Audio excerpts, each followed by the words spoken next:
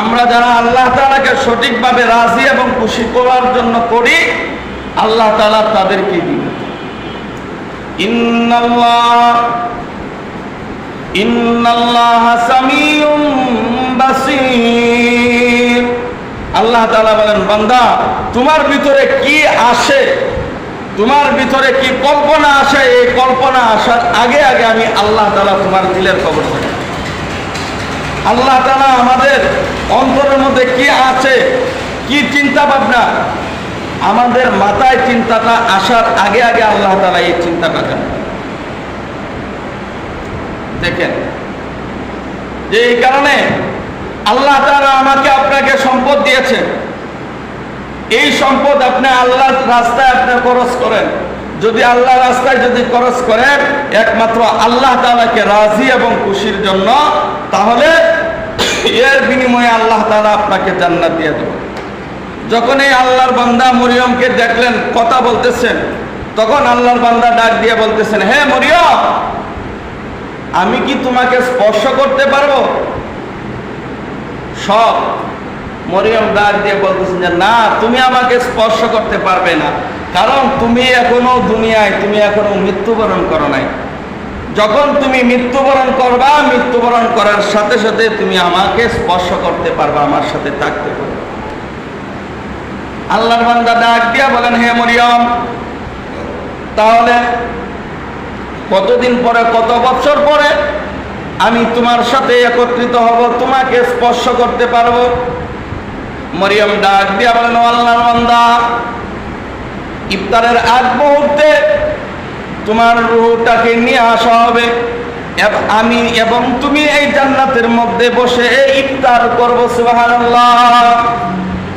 আর বেশি সময় নাই তোমার, আর বেশি সময় নাই, অল্প সময় আছে। অল্প সময়ের ভিতরেই তোমাকে নিয়ে আসা হবে জান্নাতে।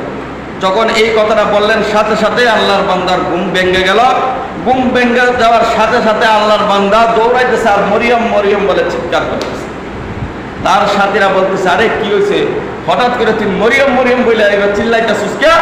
তুই তো কোনো বিয়াও করস নাই, তোর তো মা বাবা কেউ নাই, ভাই বোন কেউই নাই। যখন এই আল্লাহর বান্দা তার সাথীদেরকে ঘটনাটা বললেন, বলার সাথে সাথে আল্লাহর বান্দা দুনিয়ার জমিন থেকে বিদায় হয়ে চলে গেলেন। সুবহানাল্লাহ। এই জন্য যে আমাদেরকে আল্লাহ তাআলা সম্পদ দিয়েছেন, আল্লাহ তাআলা আপনাকে আমাকে সম্পদ দিয়েছেন, চিরস্থায়ী সম্পদ আল্লাহ তাআলা দেন নাই, অস্থায়ী আল্লাহ তাআলা আপনাকে আমাকে সম্পদ দিয়েছেন। মুসাফিরের হালতে আমরা দুনিয়াতে আমরা আছি। আমরা প্রত্যেকটি মানুষ মুসাফিরের হালতে দুনিয়াতে আছি। একজন মুসাফির এক জায়গার মধ্যে চেয়ে বেশি সময় থাকতে পারে না। মনে করেন যখন তবলিগের লোকেরা আসে, তারা কিন্তু মুসাফির, তারা কিন্তু মুসাফিরের নিয়তে আসে দিনের খেদমতের জন্য। এই মসজিদে 3 দিন, অন্য মসজিদে 3 দিন, আবার অন্য মসজিদে 3 দিন, এইরকম ভাবে তারা সময় পার করতেছে। ঠিক তেমন ভাবে আমি আপনি যা আছে সবাই কিন্তু আমরা মুসাফিরের হালতে কিন্তু সময়টা পার করতেছি। মুসাফির কখন জানি মালাকুল মউত এসে যায় বলা যায় না। আপনার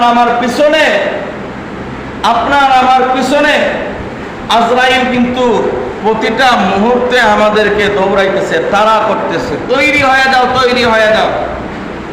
ওয়ালাউ কুনতুম ফি বুরুজিম মুশাইয়াদা। আল্লাহ তাআলা বলেন, বান্দা তুমি যতই দৌড়াদৌড়ি করো না কেন, যতই পালাপালি করো না কেন, দুনিয়াতে তুমি চিরদিন থাকতে পারবে না।